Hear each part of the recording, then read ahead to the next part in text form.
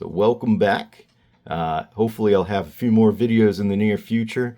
This is an exciting one. This is something I've waited for a while now to post. It's taken the Radiant technology forever, it seems like, to get this thing into production and sent out. But hey, it's here, and that's all that matters. So for those who don't know but should know, and that's okay, we're all into learning here. Carbon monoxide is a very bad thing. Just in general, carbon monoxide is a killer, literally.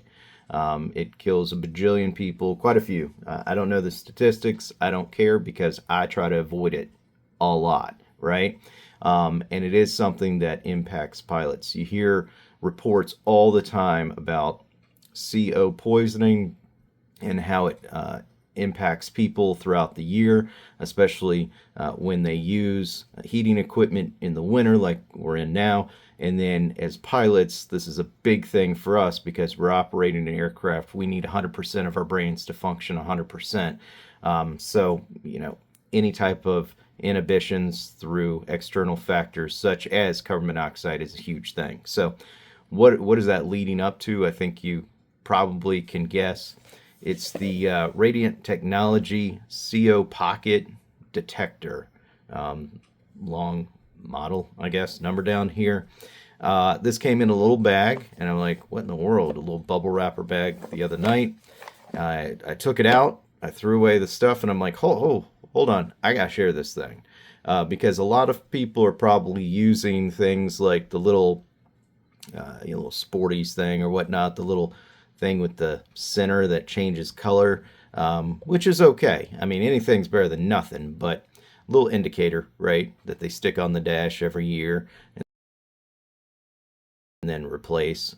Some have graduated to electronic ones, but the one I'm running in the aircraft now in my plane is a button cell battery. And for some reason, every time I fly, that thing seems to be on its way out, dying, just not hanging with me. And I need it because although, when I use it, I can see the readings are good and I'm good to fly. I don't want one of those instances where the battery goes dead. I go ahead and, fly the airplane and something bad happens. So it is one of these things where usually I stop my tracks. It's part of my checklist. Check the CO detector, check the battery, make sure it's functioning properly before I do anything. That's how important it is for me because I've seen the effects of this and it is wild. Search YouTube for the effects of carbon monoxide poisoning. I'm sure you'll find it. All right. So this is what the little unit looks like. It's a cool little doodad, right? It's very small. If I have I don't know what's around me here.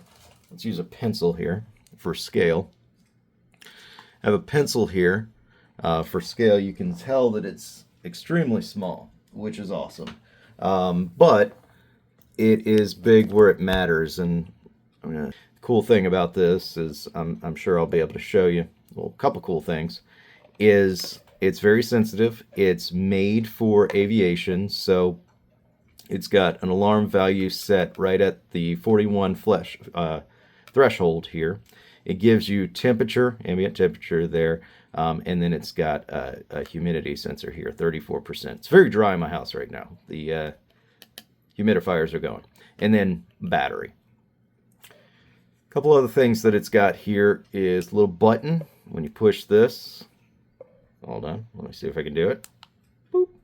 There you go. So night flying, it's got this nice, subtle, oh, there that goes thing again. Nice subtle light that illuminates the entire screen up so it's easy to see and it's not overwhelming. You're probably not checking this a lot. You're not hitting the button quite often because it does have the alarm function and the lights around it, which you'll see. But it is kind of nice just to make sure, it's at night. You want to check everything. It's on the checklist of mine, like I said. So I check the battery. I check everything's operational. It looks good. So I'll probably hit that button once.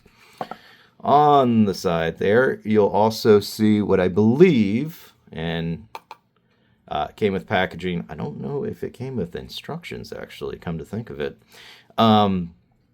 Reset button. It's got a little metal thing that you can push to hit that. And then it's got USB-C, which is amazing. Finally, thank goodness. Not another button cell. I've got dead button cells galore that I've thrown away, and it's just not a big fan of it. So, boom, USB-C. So it should charge. This little guy, you can hang it. I don't know. I'm thinking about getting one for maybe even the house. Because, you know, we've got gas and whatnot. But anywho, little hang hook. I'm probably going to put some sticky on here and just sticky right to the dash of the aircraft. And that's pretty much it. It's got some holes on the sides there for the speaker, and I'm guessing the sensor. I'm pretty sure that's the sensor back there.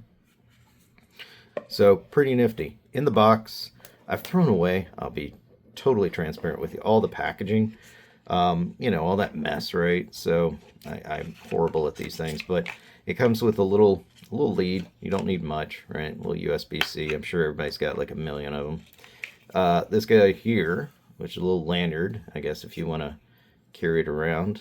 It's got this little doodad here, which I'm not too sure. Maybe it's for, I don't know. I don't know why this exists.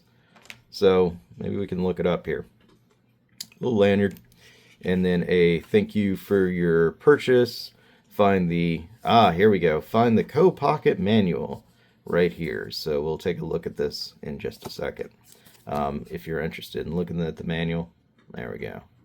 So that's pretty much it. And then, oh, nope, I'm lying. This little doodad here, the little reset tool. So pretty cool. Super easy, as you would want from a CO detector. I'm going to probably put this to the side, throw it in the hanger somewhere amongst all the other random boxes that come, and go from that. So my airplane's in the shop, but honestly, it doesn't really spit out much CO, which is great. So even if I were to have the plane at the ready there, I doubt we would see anything cool in here. But we do have an old truck with a newly discovered exhaust leak. Yay! Bad for the exhaust leak. I have to get this fixed, of course. But good for this because we can briefly go in and detect the presence of CO. So if you give me a second, I will switch over to the truck and we can see this thing activate and more than likely go off because it will probably reach that threshold, and then, you know, quickly cut the truck off, get out. The truck is in the driveway, so we should be good with that. But anyway, all right, see you there. Let's get in this wonderful ride here we got. Now I'll take the little doodad out of my pocket and let's put it right, I don't know, here. That sounds like a good place to do it. Ready? Let's turn it on before I turn on the truck here. Oh, there's the button. Push it down, hold it, let it get settled. Goodness gracious, it is dry. All right, ready?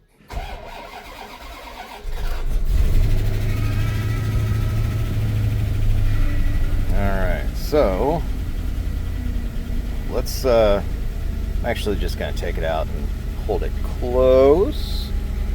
I don't recommend this, but close to the exhaust here. It should pick it up as we move closer to the exhaust.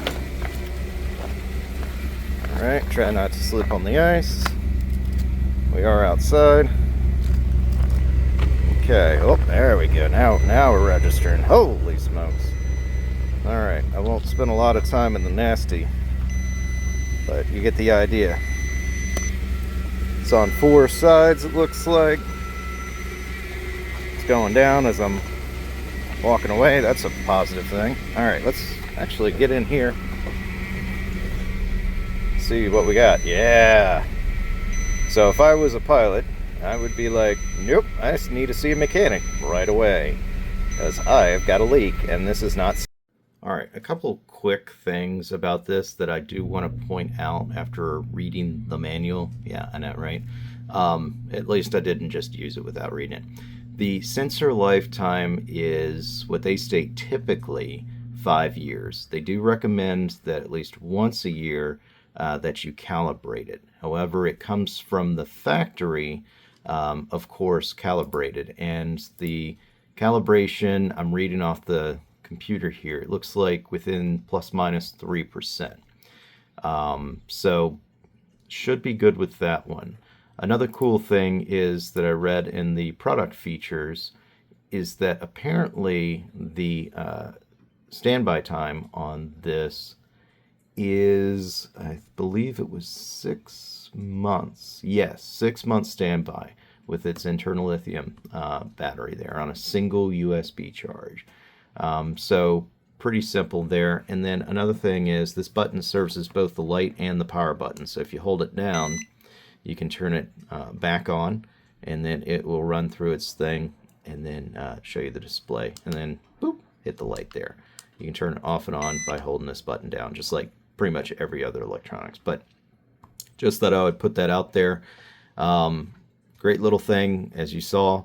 The price, they still have it as a pre-order on their website, radiantinstruments.com, and you're looking under CO Pocket Carbon Monoxide Detector. It's $79.95, so $80, but I think for 5 years, that's a pretty good deal on one that is specifically made for aviation and has all the features it does. I don't think anything else can beat it. Not, they didn't send it to me or anything like that, not sponsored in any way. I just thought it was pretty cool. So I'll be running this in my aircraft from here on out. All right, till the next time. See you guys.